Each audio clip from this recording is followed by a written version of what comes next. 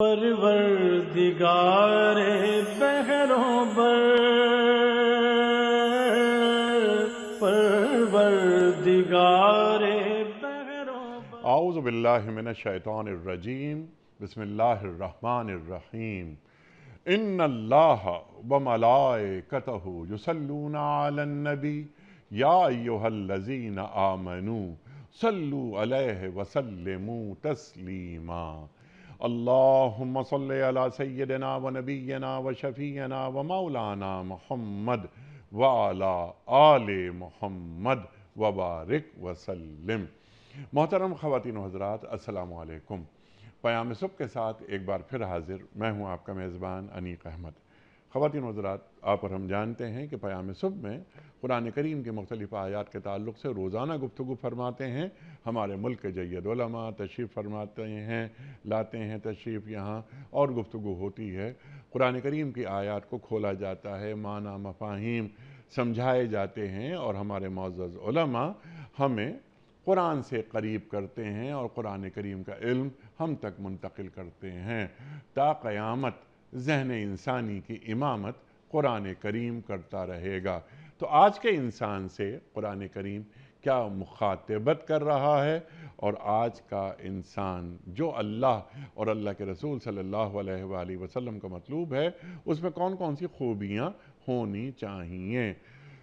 خواتین و حضرات، سورہ نساء آیات 144 اور 145 پر ہم بات کروائیں گے اپنے ملک کے ایک جید عالم دین سے۔ گفتگو ہو رہی ہے منافقین کے حوالے سے۔ یہ اللہ کو دھوکہ دے رہے ہیں، خواہش ان کی یہ ہے، دراصل اللہ نے انہیں دھوکے میں ڈال رکھا ہے۔ یہ جب نماز پڑھتے ہیں تو کچھ مساتے ہوئے اٹھتے ہیں، اور یہ کیا کرتے ہیں، لوگوں کو دکھانے کے لیے نماز پڑھتے ہیں، اللہ کا ذکر کم کرتے ہیں وغیرہ وغیرہ۔ اس پر گفتگو ہو چکی ہے۔ اب اللہ فرما رہا ہے، ایمان والوں سے مخاطبت ہو رہی ہے۔ اللہ اکبر، کہ اے لوگو جو ایمان لائے ہو، مومنوں کو چھوڑ کر کافروں کو اپنا دوست نہ بناؤ۔ کیا تم چاہتے ہو کہ اللہ کو اپنے خلاف صریح دلیل دے دو، حجت دے دو؟ اللہ اکبر۔ یقین جانو کہ منافق جہنم کے سب سے نچلے طبقے میں جائیں گے اور تم کسی کو ان کا مددگار نہیں پاؤ گے۔ خواتین و حضرات، یہ رویے کہ غیر مسلموں کو مسلمانوں کو چھوڑنے کے بعد دوست بنانا، اہل ایمان کے اصل میں دوست کون ہوتے ہیں؟ اللہ، بلکہ ولی کا ذکر اللہ تعالیٰ قرآن کریم میں فرما رہا ہے کہ وہ دوست، وہ ولی اللہ ہے مسلمانوں کا، یا اللہ کے رسول صلی اللہ علیہ وآلہ وسلم ہے اور اہل ایمان۔ یہ اللہ تعالیٰ نے قرآن کریم پہ بالکل وضاحت کر دی۔ منافقین کے رویے کچھ اور تھے، ادھر بھی ادھر بھی ڈاواڈول۔ اللہ تعالیٰ نے فرما دیا کہ ان المنافقین فی الدرک الاسفل من النار، یہ منافق جہنم کے سب سے نچلے طبقے میں جائیں گے۔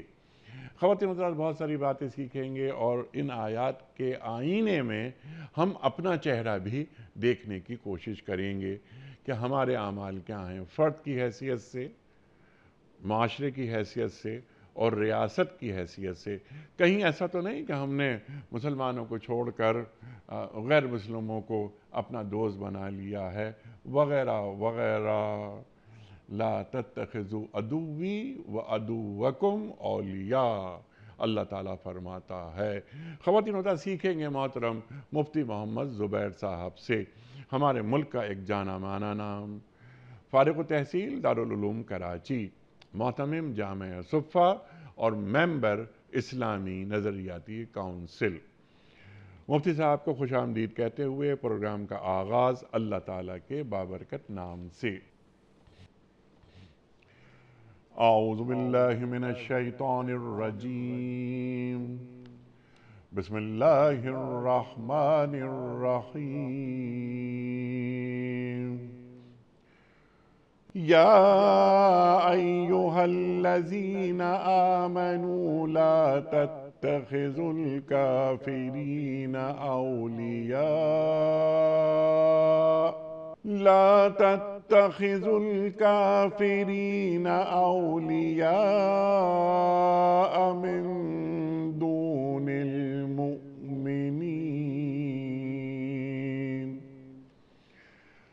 أتريدون أن تجعلوا لله عليكم سلطانا مبينا إن المنافقين في الدرك الأسفل من النار ولن تجد لهم نصيرا صدق الله العظیم۔ اے لوگو جو ایمان لائے ہو، مومنوں کو چھوڑ کر کافروں کو اپنا دوست نہ بناؤ۔ کیا تم چاہتے ہو کہ اللہ کو اپنے خلاف صریح حجت دے دو؟ یقین جانو کہ منافق جہنم کے سب سے نیچے طبقے میں جائیں گے اور تم کسی کو ان کا مددگار نہیں پاؤ گے۔ خواتین و حضرات، محترم مفتی محمد زبیر صاحب کی خدمت میں اس سے پہلے کہ ہم رکھیں آج کے پروگرام کے حوالے سے پہلا سوال، کل کے پوچھے گئے سوال کا درست جواب اور آج کا سوال آپ کی خدمت میں۔ کل کا سوال ہمارا یہ تھا کہ سورہ حاقہ میں فرشتوں کی کتنی تعداد بتائی گئی ہے جو روز قیامت اللہ تعالیٰ کا عرش اٹھائے ہوئے ہوں گے؟ درست جواب 8۔ آج کا سوال نوٹ فرما لیجئے، قبر میں سوالات کرنے والے فرشتوں کے نام کیا ہیں؟ قبر میں سوالات کرنے والے فرشتوں کے نام کیا ہیں؟ ہاروت و ماروت، منکر نکیر یا کرامن کاتبین؟ جو درست جواب آپ سمجھتے ہوں روانہ فرمائیے۔ ہمارے فون نمبرز ہیں 0092213452709، ہمارا دوسرا فون نمبر ہے 0092224300980، ہمارا ای میل ایڈریس ps@duniatv.tv، ہمارا SMS کا نمبر 3031 اور ہمارا واٹس ایپ کا نمبر ہے 00923218250194۔ حضرت ارشاد فرمائیے، اہل ایمان سے مخاطبت ہو رہی ہے، ایک اصول دیا جا رہا ہے کہ مومنوں کو چھوڑ کر اے ایمان والو تم کافروں کو اپنا دوست نہ بناؤ۔ مومن واضح کر دیجئے، کافر واضح کر دیجئے، اللہ کیا فرما رہا ہے؟ بسم اللہ الرحمن الرحیم، نحمدہ و نصلی علی رسول الکریم، اما بعد۔ چونکہ پچھلی آیات کے اندر منافقوں کا تذکرہ ہے، جی، اور منافق بھی وہ جو کہ منافق اعتقادی ہوتے ہیں، عقیدے کے اعتبار سے منافق یعنی سادہ لفظوں میں جو کافر ہوتے ہیں۔ یہ وضاحت اس لیے کرنا ضروری ہے کہ بعض منافقت کا لفظ مسلمانوں پر بھی ان کا اطلاق کیا گیا ہوتا ہے، اور جیسا کہ احادیث میں آتا ہے کہ منافق کی 3 علامتیں ہیں: جھوٹ بولتا ہے، خیانت کرتا ہے، وعدہ توڑتا ہے۔ تو یہ علامتیں مسلمانوں میں بھی پائی جا سکتی ہیں۔ تو اس لیے یہاں جن آیات کے اندر منافق کا تذکرہ پچھلی آیات میں آیا ہے، یہ وہ مسلمانوں کے اندر گناہگار منافق جن کو ہم کہہ دیا کرتے ہیں، یا گناہگار مسلمان جو منافقوں کی علامتیں اپنے اندر سموتے ہیں، ان کا تذکرہ نہیں ہے، بلکہ یہاں پر منافق اعتقادی کا تذکرہ ہے اور کافروں کا تذکرہ ہے۔ اب اس آیت کے اندر یہ کہا گیا کہ مسلمانوں اور مؤمنین کو چھوڑ کر تم کافروں کو اپنا دوست نہ بناؤ۔ مسلمان آمنت باللہ وملائکہ وکتبی ورسلی والیوم الآخر والقدر خیری وشری من اللہ تعالی والبعث بعد الموت، یعنی جو اللہ، رسول، انبیاء، فرشتوں، کتب پر، یوم آخرت پر، تقدیر پر جو ایمان لانے والا ہو، اور بنیادی طور پر جس کے 3 عقائد ہوں، عقیدہ توحید، عقیدہ رسالت اور عقیدہ آخرت، یہ ان تمام کا حاصل اور خلاصہ ہے، یہ مومن ہے۔ اور جس کا یہ عقیدہ نہیں ہے، ظاہر ہے کہ وہ کافر ہے۔ اب پھر کافروں کے اندر کیٹیگریز ہیں، بعض اہل کتاب ہیں، بعض وہ ہیں جو اہل کتاب نہیں ہیں، بہرحال وہ دائرہ اسلام سے خارج ہے۔ اس آیت کے اندر جو یہ فرمایا گیا کہ مسلمانوں کو چھوڑ کر کافروں کو تم اپنا دوست نہ بناؤ، یہ وہ بات ہے جو قرآن کریم میں کئی اور مقامات پر بھی اللہ رب العزت نے ذکر فرمائی ہے۔ لیکن ایک بات بڑی قابل غور ہے انیق صاحب، وہ یہ ہے کہ جب ہم یہ آیت پڑھتے ہیں اور ہمارے سادہ لوگ مسلمان ان آیات کو پڑھتے اور ترجمہ کرتے ہیں کہ مسلمانوں کو چھوڑ کر کافروں کو دوست نہ بناؤ، تو اب ہمارے ہاں مسلمانوں کے دو گروہ بن جاتے ہیں۔ ٹھیک، اور وہ دو گروہ سادہ لفظوں میں اگر میں کہوں، جہالت کا لفظ ذرا مشکل ہو جائے گا، ہمارے سب برادران اسلام ہیں، مسلمان بھائی ہیں، اسلامی بھائی ہیں، وہ اس وجہ سے کہ ہم کماحقو آیات قرآنی کے اس مفہوم کو صحیح طور پر شناسائی اور آگاہی نہیں رکھتے۔ ٹھیک، قرآن کریم کے اندر یہاں اس آیت کے اندر بھی اور کئی مقامات پر کہا گیا ان کو دوست نہ بناؤ۔ اب کیا ہے مطلب؟ بعض لوگ کیا سمجھتے ہیں، کافر ہیں دوست نہیں بناؤ، کوئی سلام دعا نہیں، کوئی تعلق نہیں، کوئی خرید و فروخت نہیں، کوئی ان کے ساتھ لنک نہیں رکھا جائے گا، اس لیے کہ یہ کبھی بھی تمہارے دوست نہیں ہو سکتے، ان کے ساتھ دوستی سے اللہ نے منع کر دیا ہے، لہذا نہ خرید و فروخت ہے، نہ بین الاقوامی تعلقات ہیں، نہ سفارتی تعلقات ہے، نہ ٹریڈنگ ہے، نہ کسی قسم کی بزنس کی کوئی کا لنک ان کے ساتھ رکھا جائے گا، نہ بین الاقوامی تعلقات ان کے ساتھ رکھے جائیں گے، انٹرنیشنل جو ان کے ساتھ لنکس ہوتے ہیں وہ نہیں ہوں گے۔ یہ سب غلط ہے، حرام ہے، ناجائز ہے، کیونکہ قرآن کریم کی آیتوں میں اللہ نے کہا کہ ان کافروں کو تم دوست نہ بناؤ۔ ٹھیک، بعض لوگ ایک اور انتہا پر کھڑے ہیں، وہ یہ سمجھتے ہیں جناب جدید دور ہے، کیسے ہو سکتا ہے global village, international trading, export import, دنیا کے ساتھ تعلقات، ڈپلومیٹک تعلقات ہوتے ہیں، سفارتی لنکس ہوتے ہیں، تو کیسے آپ ان کو چھوڑ سکتے ہیں؟ یہ کوئی پاکستان ہے یا کوئی ایک ملک ہے یا کوئی بھی اسلامی ملک ہے، وہ کہیں کوئی افریقہ یا کسی جنگل کے اندر بسنے والا ایک ایسا علیحدہ سا ملک تو نہیں ہے جس کا باہر کی دنیا سے کوئی لنک اور تعلق نہ ہو۔ تو آج کی دنیا کے اندر تو تعلقات رکھنے پڑتے ہیں۔ اب کیا کام کریں گے؟ اب وہ یہ کام کریں گے، کبھی کہیں گے نعوذ باللہ یہ آیات جو ہے وہ اس زمانے سے متعلق تھیں، کبھی کہیں گے جی اس میں اجتہاد کر لو، کبھی کیا کبھی کیا کبھی کیا۔ ساری خرابی کی جڑ یہ ہے کہ حقیقت کے اعتبار سے لفظوں پہ غور نہیں کیا گیا، آیت کے حقیقی اور اصل مصداق اور مفہوم کو نہیں سمجھا گیا۔ یہ عدم آگاہی اور یہ ناواقفیت ساری خرابیوں کی جڑ ہے، اسی لیے یہ دو گروہ بن گئے۔ یاد رکھیے، کافروں کے ساتھ تعلقات کے اندر ایک درجہ ہوتا ہے، تعلقات جس کو کہا جاتا ہے مدارات کا تعلق، ٹھیک، ایک ہوتا ہے جس کو کہا جاتا ہے مواسات کا تعلق، ایک ہوتا ہے جس کو کہا جاتا ہے موالات کا تعلق۔ ٹھیک، مدارات کا تعلق بالکل جائز ہے، اور مدارات کا مطلب کیا ہے کہ آپ ان کے ساتھ اچھے اخلاق سے پیش آئیں اور آپ ان کے ساتھ ملے جلیں، اور ان ملنے جلنے کے نتیجے میں ان کے ساتھ رواداری کا معاملہ آپ کو کرنا ہے تو یہ کریں، یہ اسلام اس کی ترغیب دیتا ہے۔ ملک پاکستان کو آپ دیکھ لیں، کیسے ہو سکتا ہے کہ یہاں رہنے والی عیسائی کمیونٹی، ہندو کمیونٹی یا کوئی اور مذہب کے ماننے والے، کیا وہ ہم سے خرید و فروخت کا معاملہ نہیں کریں گے؟ ہمارے پڑوس میں نہیں رہیں گے، ہمارے محلے ٹاؤن میں نہیں رہیں گے، اور کئی دفعہ کیا ان کی خوشی غمی کے اندر ہم شرکت نہیں کریں گے؟ میں خوشی غمی کی بات کر رہا ہوں، مذہبی تہوار کی بات نہیں کر رہا۔ تو کیا ان کا ہمارے ساتھ، ہمارا ان کے ساتھ اٹھنا بیٹھنا یا کئی دفعہ تعلق نہیں ہوگا؟ ہوگا۔ اور کیا مدینہ منورہ کے اندر یہودی نہیں رہتے تھے؟ کیا میثاق مدینہ نہیں ہوا؟ کیا رسول اللہ صلی اللہ علیہ وسلم نے ان یہودیوں سے خرید و فروخت کا تعلق نہیں رکھا؟ صحابہ کرام نے کیا خرید و فروخت کا تعلق نہیں رکھا؟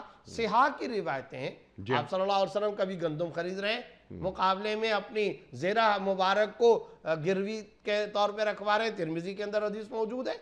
گروی کا معاملہ، صرف کا معاملہ اور رہن کا معاملہ اور خرید و فروخت کا معاملہ، بعض اوقات چیز خریدی جا رہی ہے ادھار پہ خریدی جا رہی ہے، اور کہا یہ جا رہا ہے کہ ہم تم کو بعد میں قرضہ دے دیں گے، تو قرضے کا معاملہ، ڈیلنگ ہو رہی ہے نا، مالی معاملات ہو رہے ہیں نا، یہودیوں کے ساتھ ہو رہے ہیں نا، غیر مسلموں کے ساتھ ہو رہے ہیں۔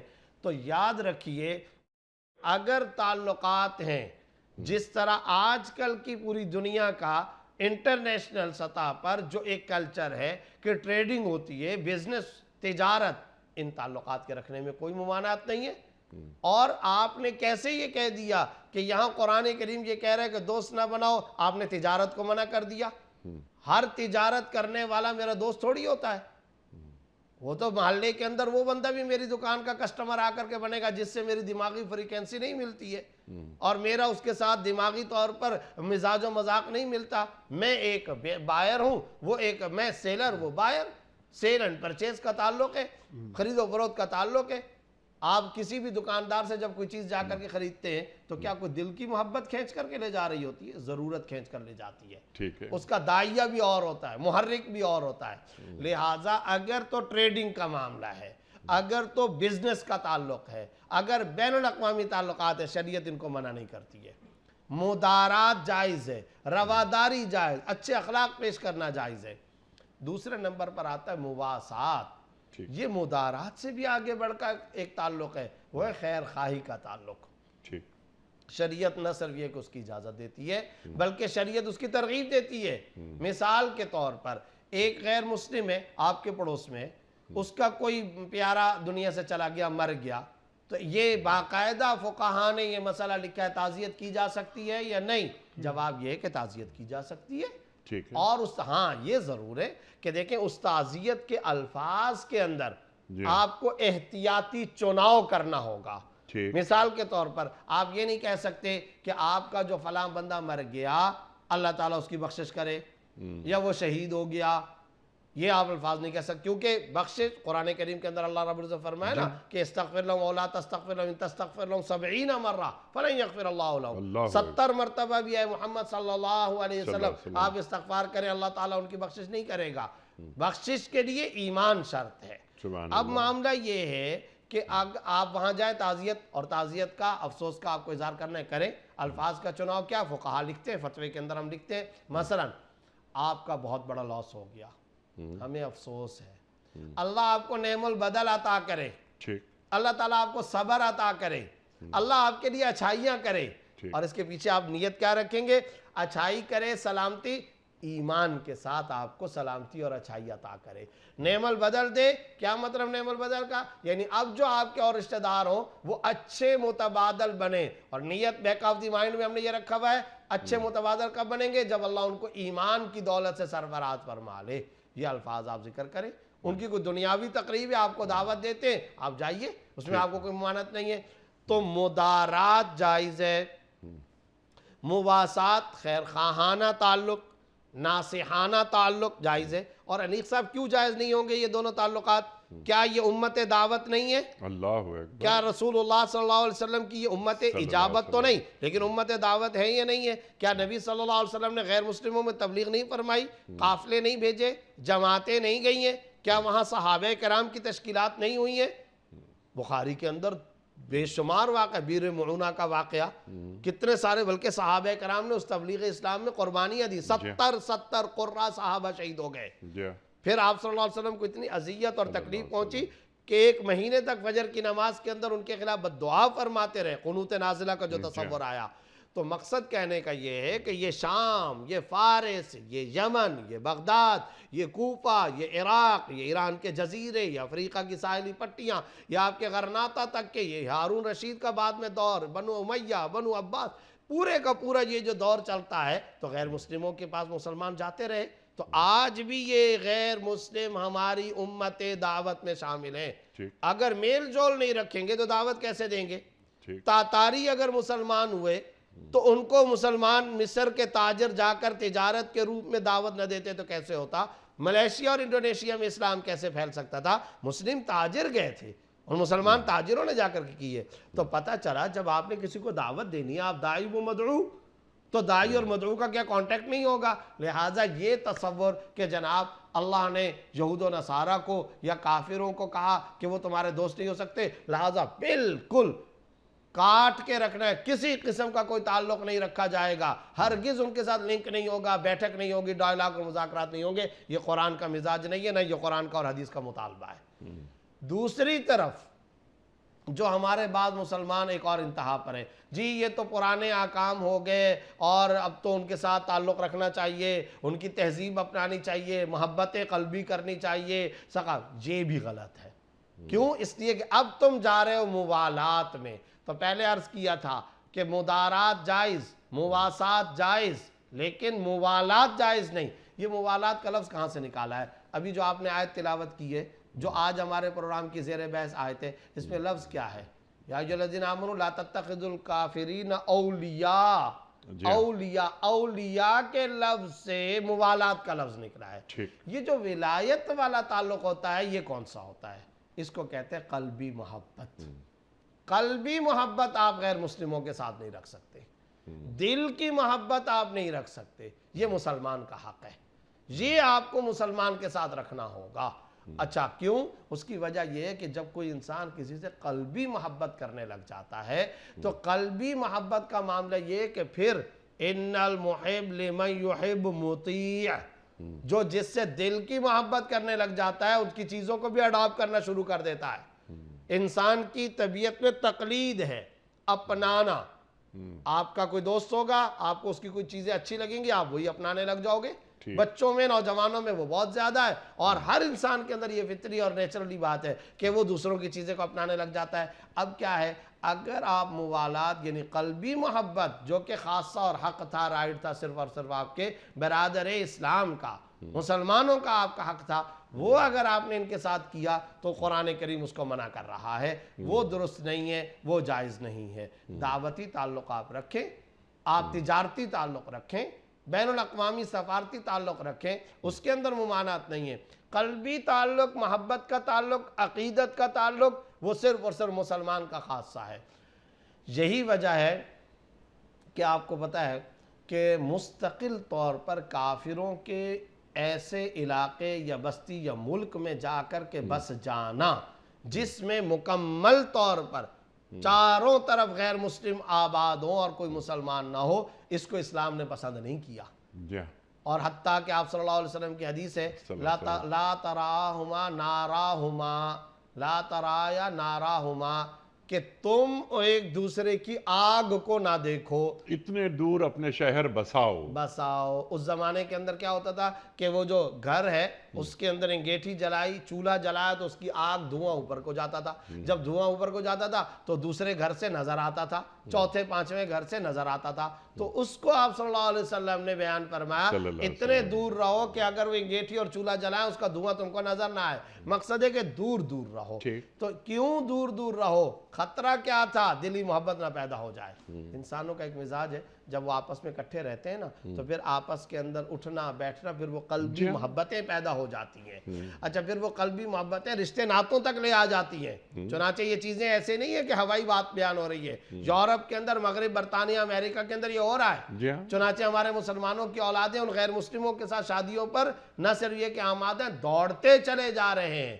قابل اصلاح معاملہ ہے۔ اور پھر خاص طور پر چلو اگر وہ یہودی ہے یا عیسائی ہے یعنی اہل کتاب ہے، وہاں تو چلو گنجائش موجود ہے، لیکن اللہ بچائے، اللہ بچائے، ہم فتوے کا کام کرتے ہیں، بے شمار اس طرح کے سوالات آ رہے ہیں کہ ہماری بیٹی ایک ہندو کے ساتھ بیاہی چلی گئی ہے، ہماری بیٹی ہے وہ ایک سکھ کے ساتھ بیاہی چلی گئی ہے، ہماری بیٹی ہے وہ کسی اور غیر مسلم کے ساتھ، بوڈھسٹ کے ساتھ، فلاں کے ساتھ، چائنا، ہانگ کانگ وغیرہ کے اندر یہ معاملات ہو رہے ہیں، تائیوان کے اندر یہ معاملات ہو رہے ہیں، اور ایک نہیں دو نہیں سینکڑوں ہزاروں کی مثالیں اس طریقے سے مل رہی ہیں۔ یہ سب کس وجہ سے پیدا ہوا؟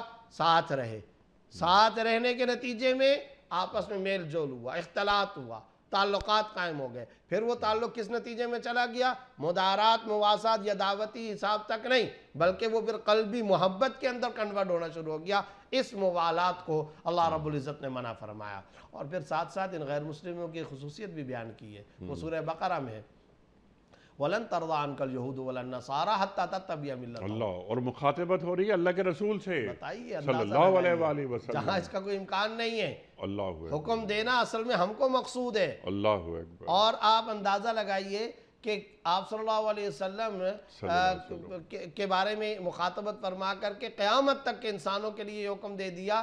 اور خصوصیت ان کی کیا بیان کی؟ یہود و نصارہ کی خصوصیت یہ ہے تم کتنی ہی قلبی محبت کرنے لگ جاؤ وہ تمہیں سیکنڈ درجے کا شہری بھی سمجھیں گے اور راضی نہیں ہوں گے دل سے جب تک کہ تم باقاعدہ ان کی ملت کی تباہ نہ شروع کرو. اللہ اکبر. اور ملت کی تباہ کے نتیجے میں ہوگا کیا؟ گئے پھر تم مذہب سے، ٹھیک، پھر اپنے ایمان سے چلے گئے، اپنے نعوذ باللہ اسلام سے تم چلے گئے. اور جب تم اس قیمت پر اس حد تک پہنچ گئے ہو، ظاہر ہے کہ قرآن و سنت اس کی اجازت کہاں دے سکتے ہیں. تو ان دونوں طبقوں کی کو اپنی اپنی اصلاح کی ضرورت ہے. یہ طبقہ جو کہ نہیں، لامساس، چھونا ہی نہیں ہے، کوئی کسی قسم کا لنک اور تعلق نہیں ہے، یہ قرآن کریم کے ان الفاظ پر غور نہیں کر رہے اور یہ صحیح آگاہی اور واقفیت نہیں رکھتے. اور وہ جو دوسرا طبقہ ہے وہ کہتے ہیں نہیں ہر قسم کا تعلق، وہ بھی غلط ہے. ہاں، جہاں پر بین الاقوامی تعلقات کی ضروریات ہوتی ہے، اسلام ایک وسیع دستور حیات کا نام ہے، کسی تنگ گلی کا نام نہیں ہے. دستور حیات، ضابطہ زندگی اور بین الاقوامی دعوتی دین ہے. اور جب تبلیغی دین ہے، دعوتی دین ہے، جانا ہوگا، آنا ہوگا، مدارات کا تعلق رکھو، اخلاق کی طاقت دکھاؤ، کردار کی بلندی دکھاؤ، مواسات کا تعلق رکھو. یہ سب اسلام کی نظر کے اندر جائز ہے. ہاں، دلی عقیدت اور محبت تم کو پیدا نہیں ہونی چاہیے. یہ صرف اور صرف اسلام کا اور مسلمانوں کا حق ہے. سبحان اللہ، سبحان اللہ، سبحان اللہ. مفتی صاحب، جو آیت آپ نے تلاوت کی، یہی ایک پورا ایک لائے عمل، ایک موٹو وہ دے دیتی ہے. سرکار دو عالم صلی اللہ علیہ وآلہ وسلم سے مخاطبت ہو رہی ہے. وَلَن تَرْضَىٰ عَنْكَ الْيَهُودُ وَلَا النَّصَارَىٰ حَتَّىٰ تَتَّبِعَ مِلَّتَهُمْ. یہ آپ سے راضی نہیں ہو سکتے اس وقت تک جب تک کہ آپ ان کی ملت کی اتباع نہیں کریں گے. جو آپ نے بات فرمائی، اور سبحان اللہ کہ ٹریڈنگ ہو، تجارت وغیرہ ہو، مالی معاملات ہوں، اچھے پڑوسی بھی بنیں، بہترین اخلاقیات کا مظاہرہ کریں. جب ہمارے اخلاق بہترین ہوں گے تو یہ غیر مسلم یہاں تک سوچنے پر آ جائیں گے کہ ان کے اخلاق اتنے اچھے ہیں تو ان کے رسول کے اخلاق کتنے اچھے ہوں گے. لیکن قرآن بیان کر رہا ہے نا، یہ آپ سے راضی اس وقت تک نہیں ہوں گے جب تک کہ آپ ان کے مذہب کو نہ اپنا لو، ان کی ملت کی اتباع نہیں کریں گے. حتیٰ تتبع ملتہم. اللہ اکبر. اتباع کی بات ہو رہی ہے. لفظ قرآن کا لفظ ہی ہے. قل ان کنتم تحبون اللہ فاتبعونی یحببکم اللہ. وہاں بھی اتباع کی بات ہو رہی ہے. اللہ اکبر. بتا دیا گیا کہ اتباع کس کی مطلوب ہے؟ اللہ کو، جس کے جواب میں، نتیجے میں تم محبوب خدا ہو جاتے ہو. اللہ اکبر. اس کو ذرا کھولیے اور جوڑیے حالات حاضرہ سے کہ یہ جو یہود اور نصارہ، یہ غیر مسلم دنیا ہے، یہ اپنی ملت کی اتباع، اور کفر ملت واحد ہے. یہ اللہ کے رسول فرما رہے ہیں صلی اللہ علیہ وآلہ وسلم. یہ کون سی اتباع ہم سے چاہتے ہیں؟ اصل بات تو یہی ہے کہ حتیٰ تتبع ملتہم، یہ مذہب کی اتباع چاہتے ہیں. اور وہ یہ چاہتے ہیں کہ ہمارے رنگ میں رنگ جاؤ اور اسی وقت ہم تم کو دل سے جان سے قبول کریں گے جب ہمارے مذہب کا تم پارٹ بنو اور حصے دار بنو. ٹھیک. اب سوال میرا یہ ہے یہاں پر کہ آج میں نے کہا کہ لمحے موجود سے وہ کون سا اپنے مذہب پر ہیں، انہوں نے رفتہ رفتہ اللہ کو اپنی زندگی سے نکال دیا ہے.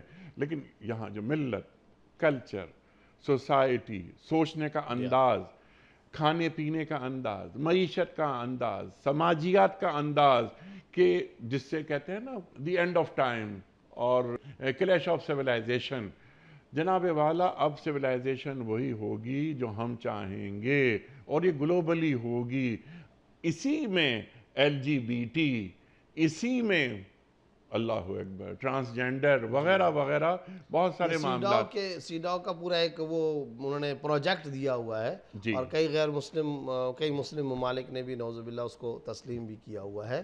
اور اس پہ وہ یہ جو ڈومیسٹک وائلنس بل وغیرہ ہے یہ بھی اسی کے اندر آتا ہے کہ اب جو سویلائزیشن ہوگی، جو معاشرت ہوگی، وہ ہوگی جو ہم طے کریں گے. ٹھیک ہے.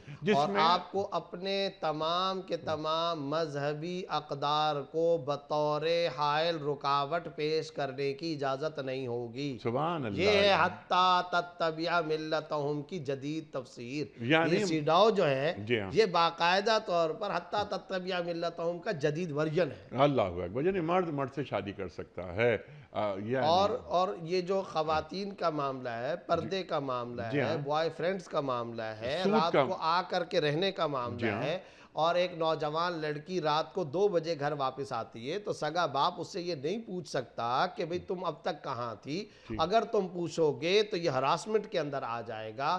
اسی طریقے سے اگر بیٹا ہے واضح طور پر نشے کا عادی ہے، کسی بھی چیز برائی کے اندر ہے، وہ آپ سے نشے کے لیے پیسہ مانگتا ہے، سگی ماں اگر اس کو پیسہ نہیں دے گی، سگا باپ اس کو پیسہ نہیں دے گا، اس پر 2.5 مہینے کی قید کا قانون ہے۔ اسی طریقے سے اگر باقاعدہ لڑکی اپنے بوائے فرینڈ کو اپنے گھر کے اندر لے کر کے آتی ہے، دروازہ بند کر کے وہ اس کے ساتھ تنہائی میں گھنٹوں گزارتی ہے، اس کی سگی ماں اور سگا باپ اس سے نہیں پوچھ سکتے۔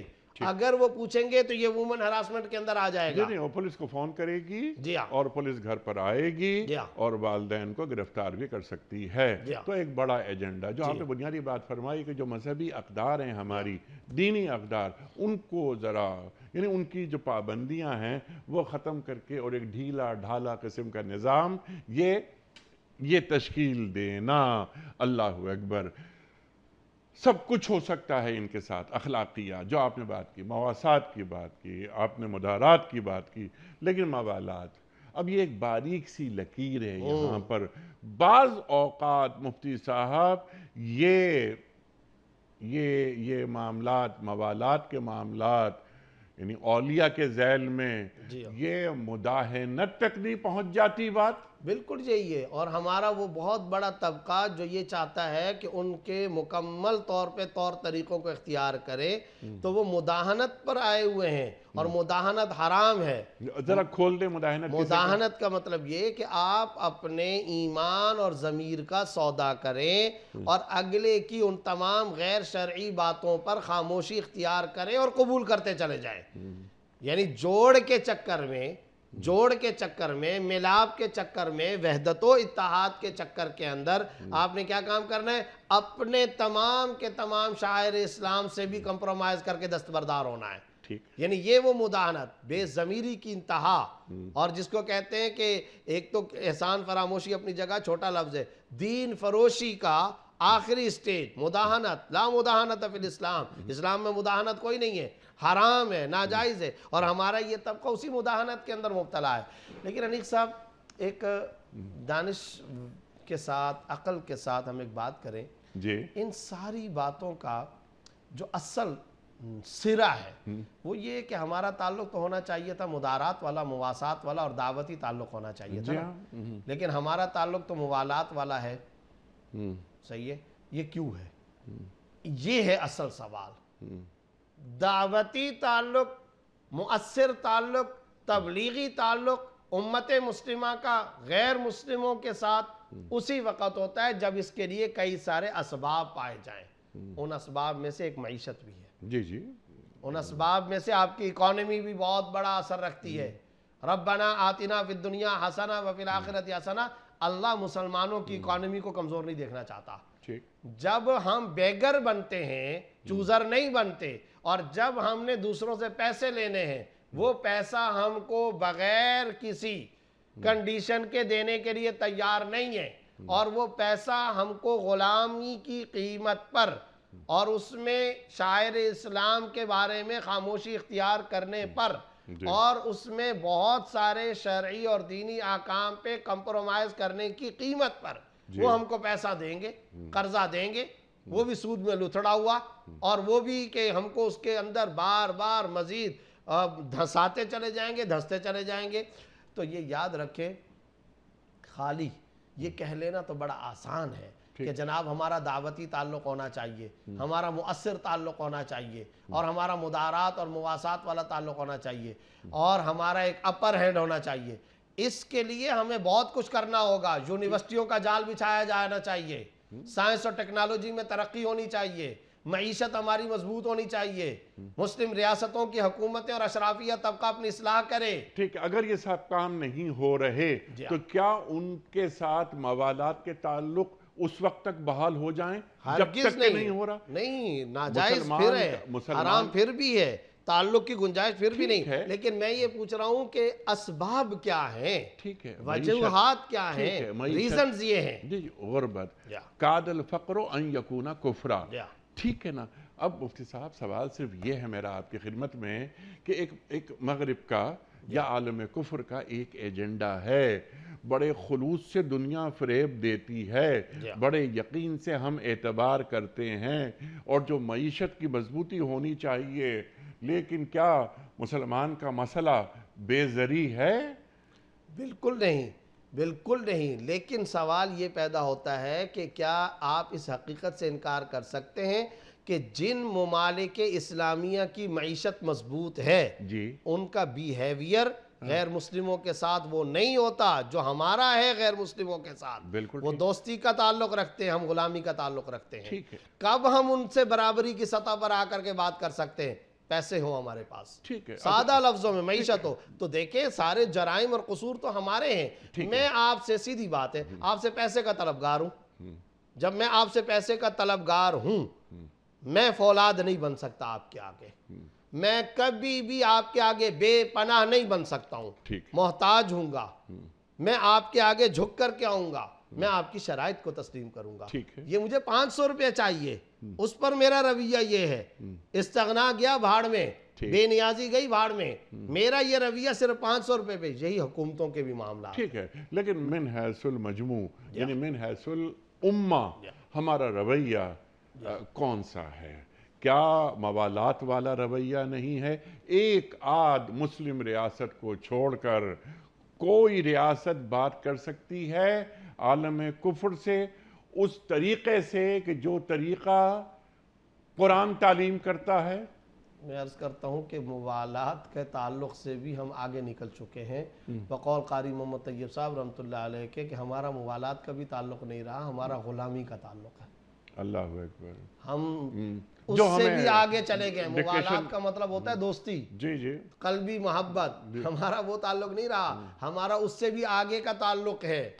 اور پتہ نہیں کیا اللہ ہم سب کی حفاظت فرمائے کتنی صدیاں لگیں گی اور کب جا کر کے ہم ایک سٹیج سے دوسرے سے تیسرے پر آئیں گے۔ میں اس کی ایک چھوٹی سی مثال بتاتا ہوں۔ اور سمجھوتوں کی سطح بلند ہوتی چلی جائے گی، کرنے کے کام ایک فرد کی حیثیت سے، ایک ریاست کی حیثیت سے۔ سب سے پہلی بات تو یہ ہے کہ دیکھیں یہ جو ہم نے معذرت خواہانہ رویہ اختیار کیا ہے نا، معذرت خواہانہ، ایک عجیب بات آپ سے عرض کرتا ہوں۔ ایک مرتبہ ایک مفسر قرآن سے بلکہ قاری صاحب رحمۃ اللہ علیہ سے ایک سوال کیا گیا کہ قرآن کریم کے اندر اللہ رب العزت نے کافروں کے ساتھ تعلق رکھنے جب مسلمانوں کا تعلق ہو تو اس طرح سے رہو، قرآن اس کو بیان کرتا ہے۔ اسی طریقے سے مسلمان کسی وقت کمزوری کی حالت میں معروضی حالات میں آ جائیں اس کو بھی قرآن بیان کرتا ہے۔ لیکن قرآن کریم اس چیز کو قاری صاحب بیان نہیں کرتا کہ جب مسلمان غلام ہوں تو پھر ان کو کیسا رہنا چاہیے، کیا رہنا چاہیے۔ انہوں نے اس کا جواب یہ دیا کہ اسلام اس سطح پر مسلمانوں کو قبول کرنے کے لیے تیار نہیں ہے۔ اللہ اکبر، یہ جو کہا جاتا ہے نا شہادت، صحیح ہے، یا زندگی، اور کیسی زندگی جو کہ پوری کی پوری آپ کی طاقت اور قوت کے ساتھ خودداری کی غیور زندگی، ایک مؤثر لائف، یا وہ ہوگی یا پھر شہادت ہوگی۔ غلامی اگر مسلمانوں پر آئے، اب یہ مسلمان زندگی کیسے گزاریں گے؟ قرآن اس کو اس لیے بیان نہیں کرتا، قرآن امت مسلمہ کو اس سطح پر فرض کرنے کے لیے تیار نہیں ہے۔ اللہ اکبر، کبھی بھی مسلمان ایسا نہیں ہو سکتا۔ اللہ تعالیٰ حفاظت فرمائے، کہیں ہماری ان باتوں سے مایوسی کا بھی ذرا ہمارے ناظرین و سامعین پر نہ ہے، لیکن یہ وہ حقائق ہیں، علم و دانش کے طور پر ہمیں اندرونی طور پر بیٹھ کر کے غور کرنا چاہیے۔ میں ایک چھوٹی سی مثال آپ کو بتاتا ہوں۔ قطر فیفا ہوا تو آپ دیکھیے، یعنی بہت ساری چیزیں خراب ہوتی ہیں، بہت ساری چیزیں اچھی ہوتی ہیں، لیکن معیشت مضبوط تھی۔ اپنی معیشت کے بل بوتے پر انہوں نے بہت ساری اسلامی ایکٹیویٹیز کی ہیں، دعوتی اور تبلیغی ایکٹیویٹیز کی ہیں، اور لوگوں کو کہا ہے کہ یہ ہمارا لا ہے، یہ ہمارا قانون ہے، اس لا کے اندر ان چیزوں کی اجازت نہیں ہوگی. میں کوئی سند اسلام نہیں دے رہا، یعنی کوئی سند تقوی نہیں دے رہا کہ سارے کے سارے کام اچھے ہو گئے، لیکن میں صرف ایک نکتہ ذرا سا سمجھانے کے لیے، قریب کرنے کے لیے. معیشت مضبوط تھی، ان شرائط پر انہوں نے تمام آنے والوں کو قائل کیا. جی، معیشت مضبوط تھی اور بڑوں سے تعلقات مضبوط تھے، ایک ڈپلومیسی چل رہی تھی.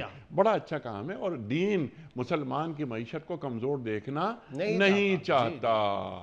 اور ہمیں بھی پتہ ہے بعض اوقات ان کی میٹنگز وغیرہ کے اندر بیٹھ کر آپ تو ہم سے زیادہ ان کے ساتھ اٹھتے بیٹھتے ہیں، بیوروکریسی کے ساتھ وغیرہ. سچی بات یہ ہے، دل کی میں بات عرض کرتا ہوں کہ ہمارے اشرافیہ طبقے میں اور حکمران طبقے میں، چاہے کسی بھی جماعت سے تعلق ہم تو غیر سیاسی لوگ ہیں، لیکن میں ایک بات کہتا ہوں، ہر جماعت کے اندر جو بھی حکومتوں پر آتے ہیں، ایسا نہیں ہے کہ ہر کوئی دل سے غلامی کے تعلق پر آمادہ ہو، خوش ہو. ایسا نہیں ہے، کبھی بھی نہیں ہے. اور ان کے دل میں ایمان کی چنگاری موجود ہے، لیکن سچی بات یہ ہے کہ وہ معیشت کے ہاتھوں معیشت کے ہاتھوں اس وقت بلیک میل ہے، کمزور ہے، اور معیشت کے ہاتھوں مجبور ہے. جی، اور ایک کشکول لے کر گھومتے رہتے ہیں. اللہ اکبر. اور انہیں ڈرایا جاتا ہے جس طرح شیطان ڈراتا ہے معیشت سے، معیشت کا ڈراوے دیتا ہے، اور بس ہم پیشانی ٹیک دیتے ہیں. اچھا مفتی صاحب، کیونکہ وقت بھی مکمل ہو رہا ہے، ایک بہت اہم بات سوال کی شکل میں، اب یہ جو اگلی آیت ہے، یہ تمام گفتگو جو آپ نے فرمائی اس کے تناظر میں، اس کی روشنی میں، کہ مرد مومن کو اللہ کیسے دیکھنا چاہتا ہے. وہ مرد مومن ایک عام فرد و ہم جیسا، یا وہ ریاست کا سربراہ ہو. اگر اب مرد مومن ہے تو اس کے رویے کچھ اور ہوں گے. وہ محض وزیر اعظم نہیں ہوگا، وہ امتی وزیر اعظم ہوگا. وہ محض صدر نہیں ہوگا، وہ امتی صدر ہوگا کسی ریاست کا. اللہ تعالیٰ فوراً اگلی آیت میں فرماتا ہے کہ ان المنافقین فی الدرک الاسفل من النار. منافقوں کے رویے، اللہ اکبر. کہیں ایسا تو نہیں کہ یہ آیت ان لوگوں کے تعلق سے ہے کہ جو جلدی سجدہ ریز ہو جاتے ہیں، جن کے رویے منافقانہ ہوتے ہیں، دکھاتے کچھ اور ہیں، کرتے کچھ اور ہیں، ڈکٹیشن لیتے ہیں، کسی کے ٹیلی فون کا انتظار کرتے ہیں. اللہ فرما رہا ہے کہ یہ منافق جہنم کے سب سے نچلے درجے میں ہوں گے. ان دونوں آیات کا آپس میں کیا ربط ہے؟ بالکل آپ نے صحیح کہا. دیکھیں، جب قرآن کریم یہ کہہ رہا ہے کہ کافروں کو تم دوست نہ بناؤ، پچھلی آیت کے اندر ساتھ میں منافق کا تذکرہ کر دیا، تو منافق کا معاملہ کیا ہوتا ہے؟ ظاہر کچھ باطن کچھ. اللہ اکبر. اور جب ظاہر کچھ ہے باطن کچھ ہے. اچھا، باطن کے اندر کیا ہے؟ کفر ہے، اور باطن کے اندر باطل اور شر ہے. سامنے ظاہر کرتے اسلام کو، یہ تو ہو گیا کفر اعتقادی کے اندر، کافر اعتقادی. لیکن وہ جو کہ مسلمان ہیں، ان مسلمانوں کے اندر نفاق کی علامتیں آ جایا کرتی ہیں. ہم ان کو کافر نہیں کہہ رہے، ہم ان کو دائرہ اسلام سے خارج نہیں قرار دے رہے، لیکن ان کے اندر نفاق کی، کفر کی وہ خصوصیات اور علامتیں آ جاتی ہیں. اور کیوں کہا کہ لفی الدرک الاسفل من النار؟ دو وجہ سے. پہلی بات تو یہ کہ یہ در حقیقت کہا جا رہا ہے مسلمانوں کے کہ ان منافقوں سے بچ کے رہو، یہ تم کو دھوکہ دیں گے، نقصان پہنچائیں گے، کیونکہ ان کے اوپر کچھ ہے، اندر کچھ ہے. نمبر ایک. نمبر دو بات یہ ہے کہ جیسے میں نے ابھی پچھلی گفتگو کے اندر یہ بات عرض کرنے کی کوشش کی کہ بددیانتی ہمارا مسئلہ ہے، خیانت ہمارا مسئلہ نمبر ایک ہے. تو اسی طریقے سے ہماری قوم کا، ہمارے اشرافیہ طبقے کا، اور ہم سب سوسائٹی اور سماج و معاشرے والوں کا منافقت بھی ایک بہت بڑا مسئلہ ہے. کیا ہوتا ہے؟ اندرون خانہ معاہدات کچھ اور ہوتے ہیں، اور وہاں ڈکٹیشن کچھ اور لی جاتی ہے. قوم کے سامنے سچ نہیں بولا جاتا، وہاں پر قومیں فروختند وچے ارزاں فروختند، قوم کو بیچا اور کتنے سستے داموں بیچ دیا. اور ادھر آ کر کے ہمارے بھاشن کچھ اور ہوتے ہیں. ہم اپنے آپ کو اعلیٰ درجے کا بہت بڑا بہادر، شجاع اور بہت بڑا ہم غیور اپنے آپ کو قرار دے رہے ہوتے ہیں. یہ رویے قابل اصلاح ہے، یہ رویے انتہائی قابل اصلاح ہے. ہم یہ چاہتے ہیں کہ جو تم باہر آ کر کے لوگوں کے سامنے اپنی بہادری، خودداری، غیرت دکھاتے ہو، یہی خودداری اور غیرت وہاں پر بھی دکھاؤ. لیکن پھر وہی بات آئے گی کہ یہ سب کب ہوگا، یہ سب یہ سارے کا سارا لنکڈ ہے مسائل. جی ہاں، بالکل یہ اسی وقت ہوگا جب ہماری معیشت بھی مضبوط ہو، ٹھیک. ہمارے ملک سے خیانت بھی ختم ہوگی، ہم مسلمان. دیکھیں آپ نے کہا مرد مومن ایک، تو ریاست مردان مومن کے مجموعے کا نام ہے. تو جب وہ ایک مرد مومن کے لیے، جیسے میں نے آپ کی اپنی مثال دی چند پیسوں کے لیے، اس کے لیے مجھے اپنی معیشت کو مضبوط کرنا ہے تاکہ میں آپ کے سامنے غلامی کے طور پر نہ آؤں، برابری کے تعلق پر آؤں، تو پھر مردان مومن کو، ریاست کے مجموعے کو بھی اسی رویے پر آنا پڑے گا تاکہ وہ پھر بین الاقوامی تھا. قرآن کریم تو بہت بالا ہے جی، وہ تو بہت بالا. قرآن تو کہہ رہا ہے کہ تم امت مسلمہ ایسے بن جاؤ کہ وائٹ ہاؤس کو، واشنگٹن کو دعوت دین دیا کرو. سبحان اللہ، سبحان اللہ. صحیح ہے. ہم ڈکٹیشن لینے کے لیے جاتے ہیں، قطار میں کھڑے میں، لائنوں کے اندر کھڑے ہیں، تو جب تک ہمارا وہ استغنا سامنے نہیں آئے گا، خودداری سامنے نہیں آئے گی، ہماری غیرت کا وہ اسٹیج سامنے نہیں آئے گا، کردار کی وہ بلندی سامنے نہیں آئے گی، تو کیسے یہ برج ختم ہو سکتا ہے، یہ سپیس کیسے ختم ہو سکتا ہے، فاصلے کیسے ختم ہو سکتے ہیں. تو دیکھیں جو دنیا کے اندر اسباب ہیں اس بات کے کہ ہم باقاعدہ خوددار قوم بنے، ہم ہجوم کے بجائے قوم بنے، اور امت مسلمہ دنیا میں بھی حسنہ کی مصداق بن جائے، تو اس کے لیے جتنے اسباب ہیں ان کو اختیار کرنا پڑے گا. جب تک ہم ان اسباب پر نہیں آتے اس وقت تک زوال اور پستی کا شکار رہیں گے. سبحان اللہ، سبحان اللہ. تو اس میں ایک عام فرد کا ایک کردار ہے اور ایک سربراہ ہے مملکت کا، جو کسی بھی مسلمان ریاست کا سربراہ ہے. تو دونوں کی ذمہ داریوں میں زمین آسمان کا فرق ہے. تو بنیادی ذمہ داری ہمارے 57-58 مسلمان ریاستوں کے جو سربراہ ہیں ان کی ہے. تو ان کا ایک کام، بنیادی کام، بڑا کام یہ بھی تو ہونا چاہیے جو دین تقاضا کرتا ہے کہ اپنی قوم کو غلامی سے یا ایک مروبانہ اور مدافعانہ جو نفسیات ہے اس سے نکالے. اس کے لیے ٹریولنگ کرنی ہوگی. للچائی ہوئی نگاہیں کبھی لاپرواہی اور بے نیازی کی نگاہیں نہیں بن سکتی ہیں. ٹھیک. ہماری للچائی ہوئی نگاہیں ہیں ٹھیک. اور ہم ان سے متاثر ہیں. ٹھیک. اور اسلام ہم کو کیا کہتا ہے؟ مؤثر بنو. ٹھیک. اسلام کہتا ہے مخدوم بنو.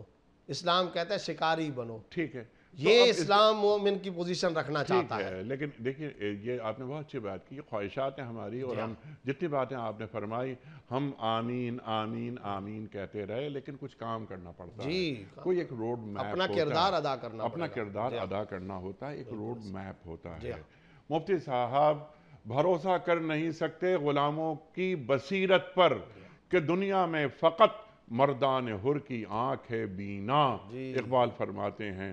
تو کیا ہم غلاموں کی بصیرت پر بھروسہ کر سکتے ہیں یا ان تمام تعبیرات تک پہنچ سکتے ہیں جن کے خواب ابھی آپ نے دکھائے؟ اصل تو یہی ہے، مردان حر ان کا طرز زندگی، ان کا اپنا انتخاب کرنے کا کرائٹیریا، اپنے لیے حکمرانوں کے انتخاب کا انداز اور طرز، وہ سب کچھ الگ ہوتا ہے. اور یہ یاد رکھیں کہ جب جو آپ پیش کریں گے وہی کچھ آپ کے ساتھ ہوگا. اور یہ ایک اور بات بھی ہے، افسوس کی بات یہ کہ یہ حقائق تو کم از کم دماغ میں آئے نا. ہم لوگوں کے دماغوں کے اندر یہ ہے کہ اے اللہ میں نہیں تبدیل ہوں گا، جو میرا مطلوبہ کردار ہے وہ نہیں چینج ہونے والا. اے اللہ آپ تبدیل ہو جائیے، آپ کے فیصلے تبدیل ہو جائیں. زمین سے جو کچھ ہم یہاں رویے بھیجیں گے آسمان سے اس کے مطابق رحمت کے یا زحمت کے فیصلے. اللہ اکبر. قولی اقرار، عملی انکار. اللہ کیا فرما رہا ہے کہ وَلَا تَهِنُوا وَلَا تَحْزَنُوا أَنْتُمُ الْأَعْلَوْنَ إِن كُنتُم مُؤْمِنِينَ. تم کیوں غم کرتے ہو، تم پریشان کیوں ہوتے ہو؟ نہ ہو، تم ہی غالب رہو گے. اور بدر کے ذیل کے اندر بلا ان تصبروا وتتقوا پہلے فرمایا، اس کے بعد کیا فرمایا؟ یاتوکم من فورکم یمددکم ربکم بخمسۃ آلاف، 5000 فرشتے یا 3000 فرشتے، لیکن پہلے یہ صفات ہوں گی. اور پھر اس صورت کے اختتام کی آیتوں پر یا ایھا الذین آمنوا اصبروا وصابروا ورابطوا واتقوا اللہ لعلکم تفلحون. اور سورہ آل عمران یوں مکمل ہوتی ہے. اللہ اکبر. لیکن ان کنتم مومنین، یہ بہت ضروری ہے. تم کامیاب رہو گے، تمہارے پاس کوئی غم نہیں ہوگا بشرطے کہ تم مومن ہو.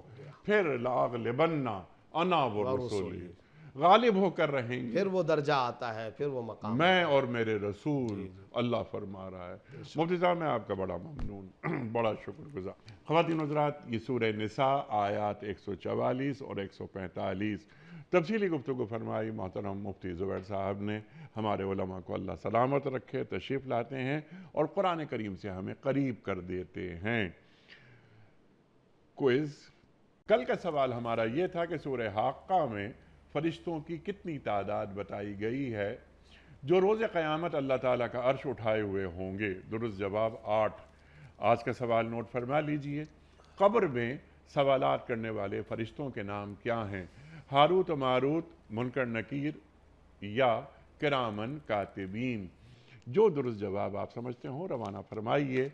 ہمارے فون نمبرز ہیں 00922134527 ہمارا دوسرا فون نمبر ہے 0092234300980. ہمارا ای میل ایڈریس ps@dunyatv.tv. ہمارا SMS کا نمبر 3031 اور ہمارا واٹس ایپ کا نمبر ہے 0092321825019 حضرت مفتی صاحب ایک پرچی نکال کر اعلان فرما دیجئے. آج کے ونر آمنہ پروین ہیں راولپنڈی سے. آمنہ پروین صاحبہ راولپنڈی سے آپ کی خدمت میں دنیا ٹی وی کی جانب سے دینی کتب پر مشتمل گفٹ ہیمپر آپ کے گھر بذریعہ کوریئر روانہ کیا جا رہا ہے. آپ کو بہت بہت مبارک ہو. پیام صبح کا اختتام ہوتا ہے روزانہ ایک قول پر، اور وہ قول ہوتا ہے صاحب نہج البلاغہ امیر المومنین حضرت علی مرتضیٰ کرم اللہ وجہہ کا. آپ فرماتے ہیں کہ حکمت در حقیقت عصمت ہے اور عصمت در اصل ایک نعمت ہے. اللہ اکبر. حکمت در حقیقت عصمت ہے اور عصمت در اصل ایک نعمت ہے. سبحان اللہ سبحان اللہ. اپنے میزبان انیق احمد کو کل تک کے لیے اجازت دیجیے. خدا حافظ. پروردگار